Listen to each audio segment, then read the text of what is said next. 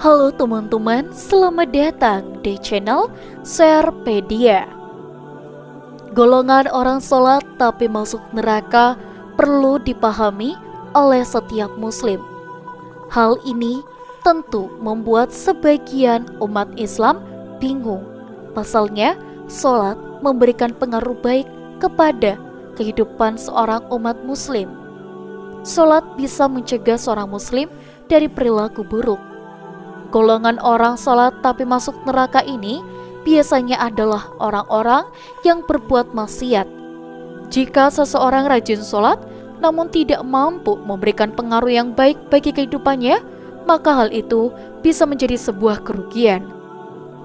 Hal ini nantinya dapat memasukkan golongan tersebut ke neraka. Yang pertama, golongan orang sholat tapi suka berdusta. Golongan orang sholat tapi suka berdusta akan masuk neraka, dan penting untuk diperhatikan setiap muslim. Sholat merupakan tiang agama dan bisa menjadi pembeda kaum muslim dengan kaum kafir. Sudah seharusnya sholat mencegah kamu dari perbuatan keji dan juga mungkar. Golongan orang sholat tapi masuk neraka, yang pertama adalah yang suka berdusta. Balasan dari orang yang suka berdosa dan munafik adalah siksa yang pedih di akhirat kelak.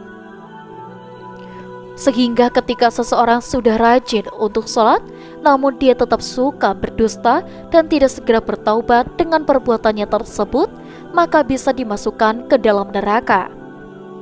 Yang kedua, golongan orang sholat tapi suka minum khamar atau minuman keras. Golongan orang sholat tapi masuk neraka berikutnya yaitu suka minum khamar. Khamar atau minuman keras juga obat-obatan terlarang, termasuk barang yang diharamkan karena memberikan efek kerusakan bagi tubuh maupun pikiran. Hal ini sebagaimana Allah Subhanahu wa Ta'ala berfirman, "Hai orang-orang yang beriman, sesungguhnya meminum khamar, berjudi, berkorban untuk berhala, mengundi nasib dengan anak panah adalah termasuk perbuatan syaitan. Maka jauhilah perbuatan-perbuatan itu agar kamu mendapatkan keberuntungan." Quran Surah Al-Maidah ayat 90. Yang ketiga, golongan orang sholat tapi tetap percaya dukun. Golongan orang sholat tapi masuk neraka selanjutnya adalah orang-orang yang percaya dukun.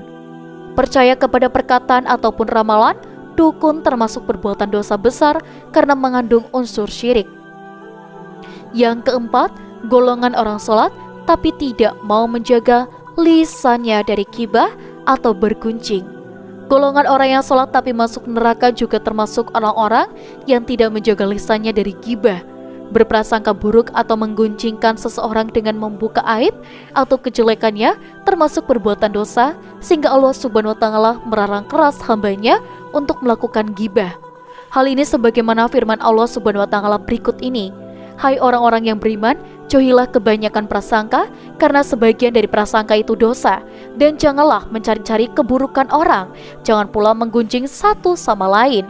Adakah seorang di antara kamu yang suka memakan daging saudaranya yang sudah mati?